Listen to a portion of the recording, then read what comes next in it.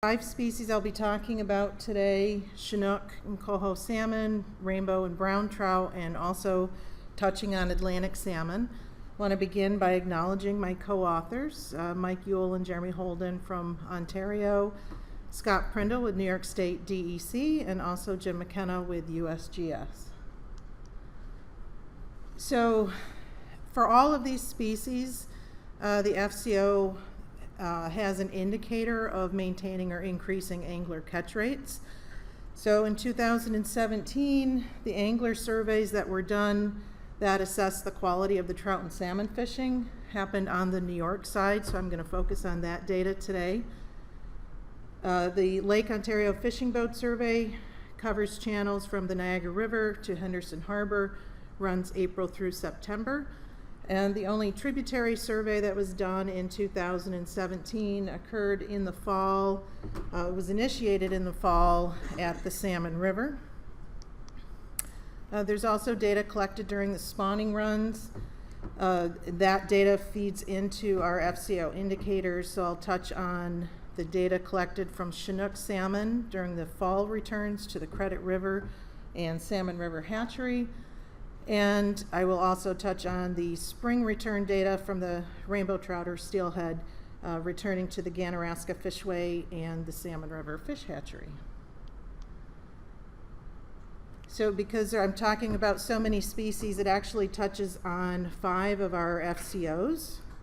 First, we want to maintain a Chinook salmon fishery, and for this we turn to our angler catch data and also growth and condition information.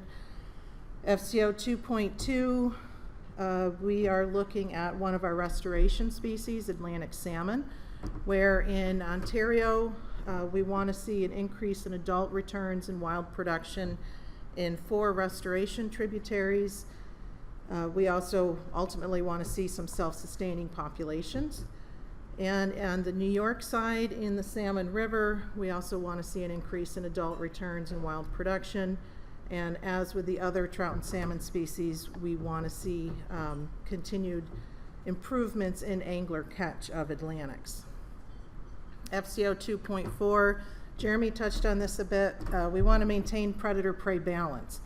So although the indicator that I'll be showing you today is specifically the Chinook growth and condition, where we want to be above levels that we were at in 2007, we do take into account the status of alewife, which again is the prey fish that's dominant out there, as Jeremy indicated, and really supports our trout and salmon. FCO 2.5, maintaining rainbow trout fisheries. We'll be looking at, again, angler catches, as well as we want to see an improvement in population, recruitment, and growth. And finally, to kind of round out our diverse trout and salmon fishery we have in Lake Ontario, we want to continue to see good catches of brown trout and coho salmon. So first, since all the species have that angler catch rate indicator with the FCO, talk about the creel data collected during the fishing boat survey.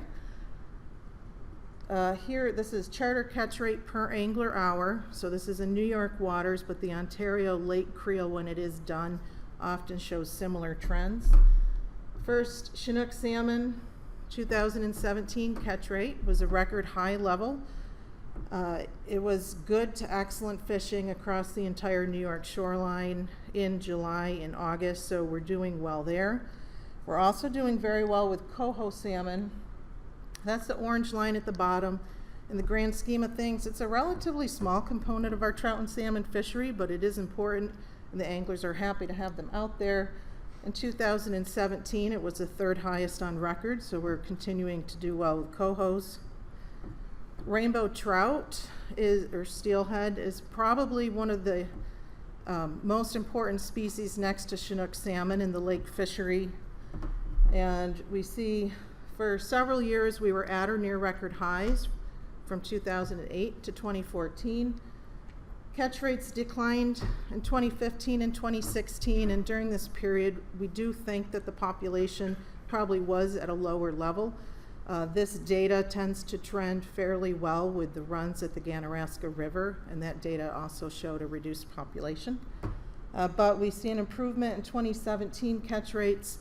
It's actually 46% higher than the catch rate estimate in 2015, and it's only about 9% below the long-term average. So 2017 rainbow catch rates are pretty good. Unfortunately, with brown trout, we've now had 3 consecutive years of relatively poor catch rates for brown trout, where the 2017 catch rate is about 20% below the long-term average. We have limited angler survey data from tributaries. This is from the Salmon River. Since the 2017 to spring of 2018 survey is ongoing, I'm going to focus on fall catch rates for Chinook, Coho, brown trout, and Steelhead. This Steelhead catch rate here covers the fall to spring period. We really don't assess them well in the fishery during the fall, so I just threw that on. And of course, since we're not done with the 2017 to 2018, we don't have the yellow bar on there. But for Chinook, Coho, and Steelhead 2017, so the yellow bar in the fall, we're doing pretty well. Chinook salmon catch rates similar to what we saw in 04, fall of 05, and fall of 06, and we're doing better than we did in the 2 more recent surveys. Coho also doing fairly well relative to some of the earlier surveys that were done, which makes sense seeing as in the lake we had the 3rd highest catch rate on record. And Steelhead, we're also looking pretty good. This 2011, fall of 2011 for Steelhead, that is one of the years where we had near record high catch rates in the lake. So we saw a similar trend in the trib creel, and with this improvement in the lake, we're also seeing an improvement in the tributary survey. And brown trout, it's a really relatively minor component of the Salmon River fishery, so catch rates are generally relatively low. So looking back to FCO 2.1, maintaining a Chinook fishery, angler catch rates are good. We also look at Chinook salmon growth and condition relative to where we were in 2007, and that is the same indicator that we turn to for the predator-prey balance, FCO 2.4. So I'll touch on those now. This is the average length of age 2 and 3 Chinook salmon in the month of August. In 2017, our age 3 Chinooks were the shortest on record. However, I do want to point out, so this is the 2014 year class. These eggs were laid in fall of 2013. Some of you may recall that we had record ice cover in the winters of 2013 to 14, in 2014 to 15, and the summers following those long cold winters, we had below average summer temperatures. This particular year class has been short ever since we started collecting biodata on it. When they were 1-year-old fish in the open lake fishery, they were about 2 inches shorter than the long-term average, and they continued to remain short. However, if we look back at the younger Chinook salmon, we do see a bit of improvement. 2-year-old mean length at age in 2017 is a bit below where we were at in 07 and a little bit below the long-term average. However, we are improved from where we were recently. And if you were to look at the mean length of age 1s in 2017, growth was pretty good. We were above average in length. We also like to look at the condition of Chinook salmon. Here is the predicted weight of 36-inch or 914 millimeter Chinook salmon in the lake, which is the blue line, and in the Credit River and Salmon River at the Salmon River Hatchery in the fall.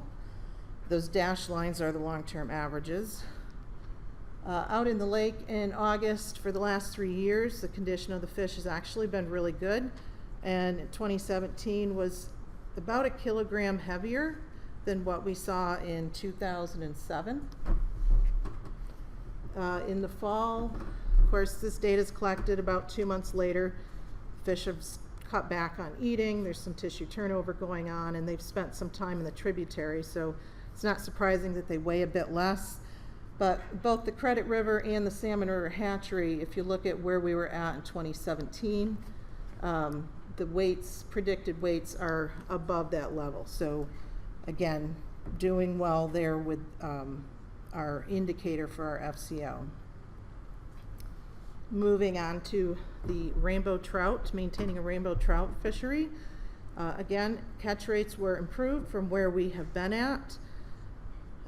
We also want to maintain or increase population, and we want to continue to see good growth of rainbows in the Ganaraska and the Salmon River.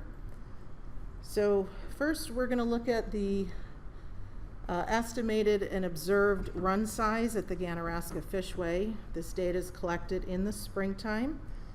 And I would like to point out that in 2017, it was the first year that the counter was used to come up with an observed number of fish running up the Ganaraska. There probably is some error around that, and I believe, Mike, you'll be talking about that fish counter a bit later. But again, as we saw with the angler catch rates, an improvement from where we had been at, and observed level in 2017 was similar to what we saw during the period of time when we had much higher runs and higher angler catch rates.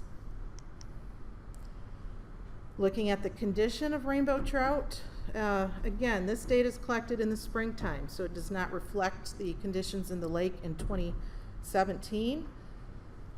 For both at the Ganaraska as well as at the Salmon River, 2017, we see an improvement in condition of fish. So things are looking better. We're closer to that long-term average. And during the fishing boat survey, we do collect biological data from as many trout and salmon as we can get our hands on. And for all of our species, we saw an improvement in the condition of fish in 2017. So we are headed in the right direction there. To move on to our restoration species, Atlantic salmon. In a moment, I'll show you what data we have for angler catches in the lake and briefly touch on what we're seeing in the tributaries. As I mentioned earlier, in Ontario, we want to see an increase in the return of adults and also an increase in wild production in the 4 restoration tributaries. There really are no assessments targeted at getting an index of returning adults. There is a fishway on the Credit River, but we don't keep track of the number of adults Atlantic salmon returning to it. The Ganaraska River has the fish counter. That's not one of our restoration tributaries, but there's a plan to put in place or install a fish counter at the Credit River. So this coming summer, hopefully they can get a handle on how many Atlantics may be returning to the Credit River. And as far as wild production, no assessments occurred in 2017. However, there is evidence of wild production occurring in some of those restoration tributaries. Ultimately, Ontario would like to establish a self-sustaining wild population. And on the New York side, similar to the Ontario side, we need to see more Atlantic salmon returning to the Salmon River system, and also would like to see an increase in wild production. USGS Tunison Lab has been conducting research where they're stocking out different stages of fish, fall fingerlings and spring yearlings. They started stocking Sebago strain Atlantic salmon in 2011 in an effort to help, it's an inlet spawner, so hopefully that will lead to an increase in adult Atlantics returning to the Salmon River. And with these returning adults, collecting eggs from them, they're the ones who survived the trials and tribulations of life out in Lake Ontario in a diet dominated by alewife, returning to the Salmon River, collecting those gametes and stocking out the progeny from those fish. So as far as angler catch rates, this is collected during the fishing boat survey. 2017 catch rate similar to what we saw in recent years. It's about, well, a little over 2-fold higher than during the late 90s and early 2000s. So we're continuing to see good catches of Atlantics in the lake. In the tributaries on the Ontario side, there are anecdotal reports of anglers catching Atlantic salmon. We also have numerous anecdotal reports at the Salmon River. However, we don't assess them well. Our tributary surveys are conducted from the fall to the spring.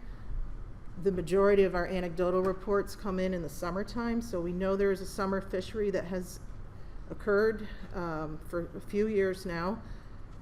But the thought is once those Chinooks run in the fall, the Atlantics either head out to the lake, or perhaps they head to deeper pools, or the likelihood of catching them is lower because of all the Chinooks and Cohos coming into the river. That we really just, the number of angler reports really is lower. So in 2018, we are going to try to do a preliminary trial at an angler survey in the summertime to get a better handle on angler catch rates during the summer when the Atlantics are there. Tunison does go out and conduct seining. They've done this every year since 2009. It's somewhat limited in terms of location and timing, but it does provide an indication that there is some evidence of detectable wild production of Atlantics in the Salmon River. They actually caught YOY Atlantic salmon 5 out of the 9 years that they've done the seining, so that's good news. And I mentioned previously we want to see an increase in returning adults, and with these returning adults, take eggs from them and stock out the young from those adults. So there have been efforts since 2013 to catch some of these fish. Trap netting has been tried with limited success. More successful is electroshocking in the fish ladder at the Salmon River Hatchery. Here's Jim Johnson, who is now retired. He spent many years working on Atlantics. So these numbers are the numbers of adult fish that they caught. It is not quantitative. However, they've shown that they are able to catch them. They've actually spawned these fish out, and we've already stocked some of the wild fish from these returning adults. So with that, I'll just kind of sum up with how we did in 2017 for our FCOs. For Chinook salmon fishery, rainbow trout fisheries, maintaining predator-prey balance. We think we're hitting the mark there at this point in time. Atlantic salmon, we're continuing to show progress on both sides of the lake. Coho salmon continues to be an important part of the fishery. The only species where we're kind of missing the mark is with our catch rates of brown trout. So with that, I will take questions.